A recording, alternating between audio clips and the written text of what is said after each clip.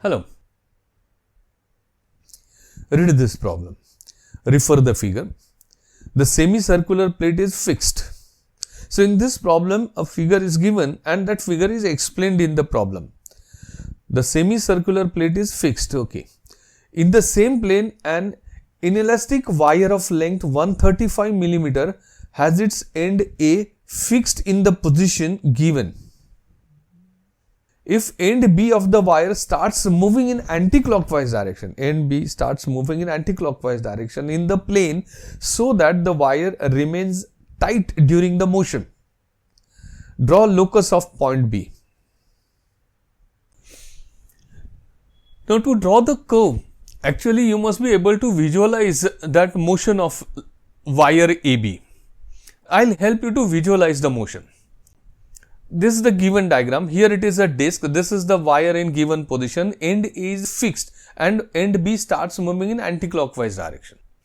So this is how that wire will rotate, but it will come in contact with the corner of the disc.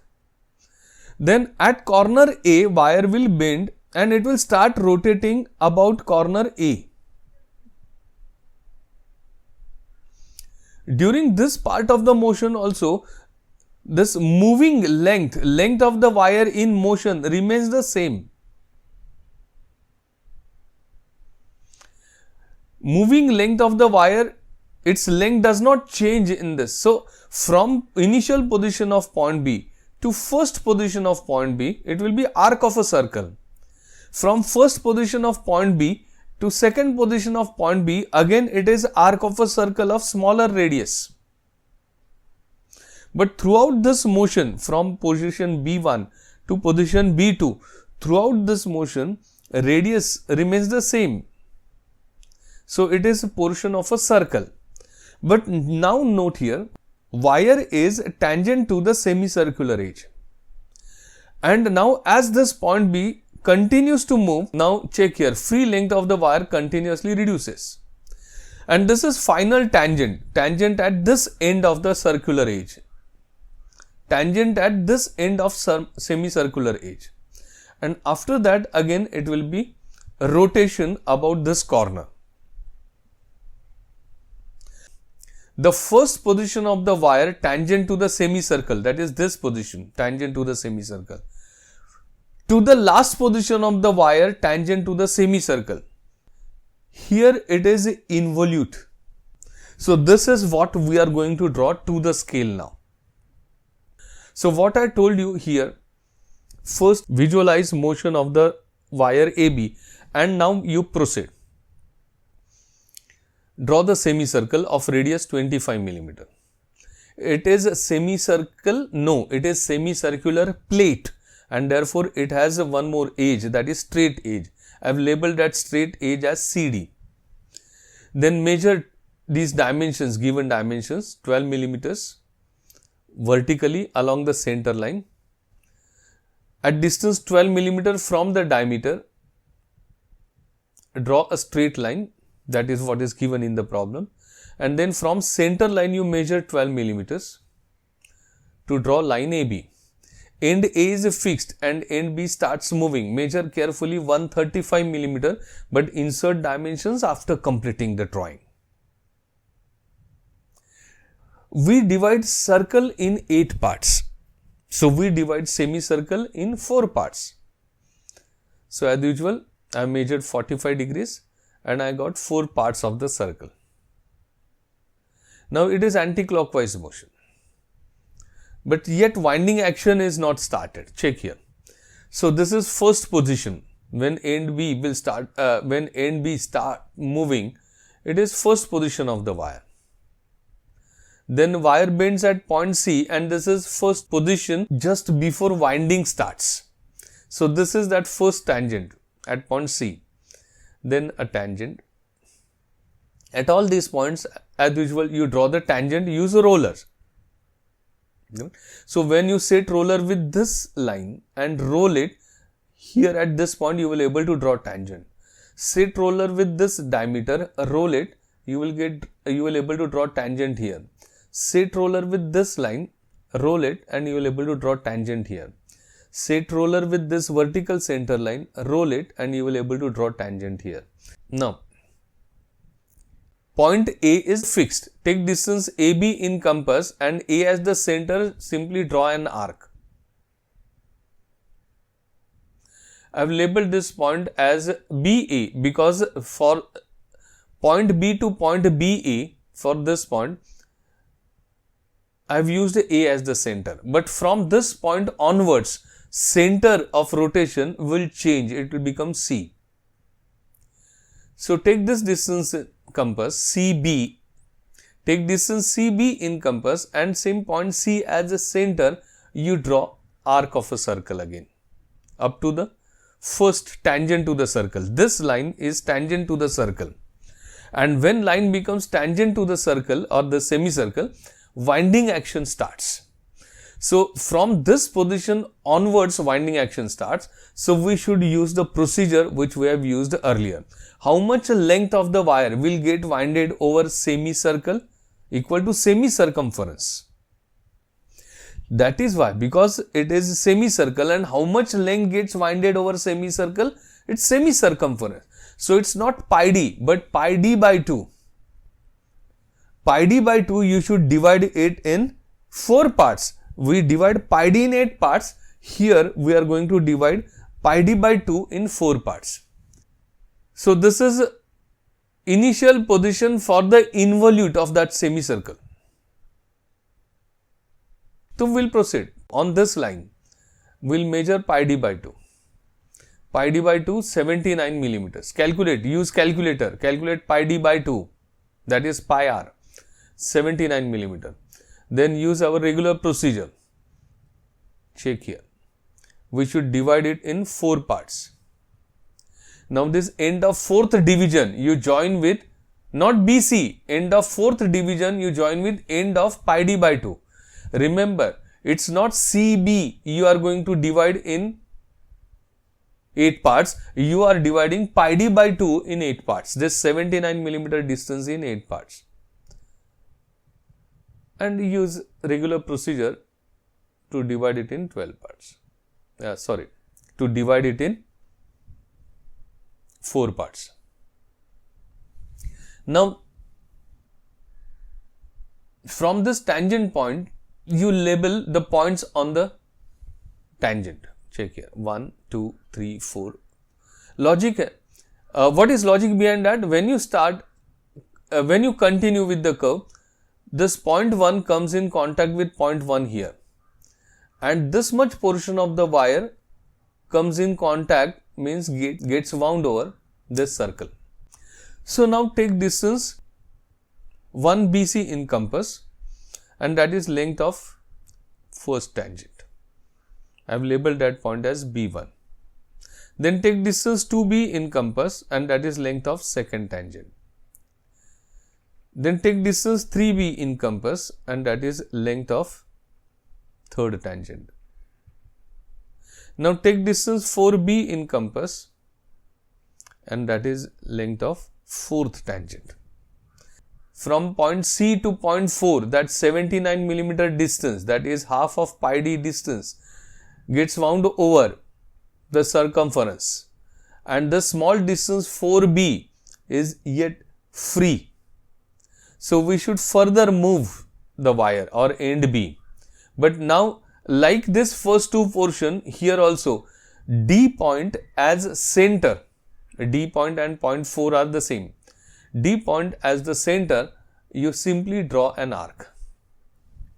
So these are the 3 arcs of circles that you can draw directly using compass. But middle portion you will have to draw freehand. And this is how you have completed the drawing. Now watch the drawing very carefully.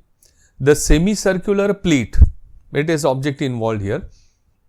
The wire, so wire is dark, and you are asked to draw path of end B. So path of end B is dark. After completing the drawing, you should insert all these dimensions: 12 millimeters, 12 millimeters, 25 radius. Remember, when it is portion of a circle, you should always insert a radius. So insert this dimension, this given dimension 135. Also you should insert this dimension C4 as pi d by 2, 79 millimeter. So all dimensions which you have used in the construction you should insert in the diagram. Read this problem. A fixed regular hexagonal plate of sides 25 millimeter has one of its longer diagonals vertical. One end of an inelastic thread of 150 millimeter length is attached to the lowest corner of the plate. If initially the thread is horizontal and it rotates in the plane of the plate so that it gets winded tightly over the periphery of the plate, then trace path of the other end. It is a fixed regular hexagonal plate of sides 25. Has one of its longer diagonals vertical. So first of all, in the given position, let's draw this hexagonal plate.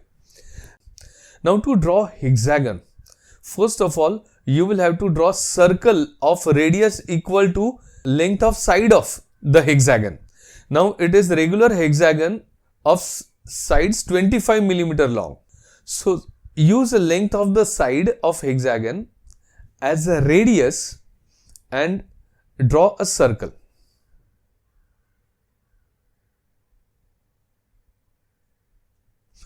Don't draw this circle dark. Check here. Anywhere there is circular plate or circle mentioned in the problem? No. So there is no circle. So why we have drawn the circle? It is construction. Why we have drawn this circle? To construct a hexagon. So this circle is construction work, construction line. It must be thin or faint. Okay. Now, you want longer diagonal vertical. So, when you want a longer diagonal vertical, from ends of vertical diameter, you cut the circle. If you want longer diagonal horizontal, then use horizontal diameter. From end of vertical diameter, you cut the circle on both the sides. So that means on this side also. And what radius you have taken in the compass? Same as the radius of this circle. Similarly, as I told you, from both ends of the vertical diameter, you cut circle on both the sides. And now join these points and you get the regular hexagon. And check here, there is hexagonal plate in the problem. So I made that hexagonal plate dark. Don't make circle dark. Now try to understand. When you join opposite corners, of the hexagon, you get a longer diagonal. Now when you join this corner and this corner, you get longer diagonal. But not adjacent corner or not directly opposite corner, but on some other corner you get shorter diagonal.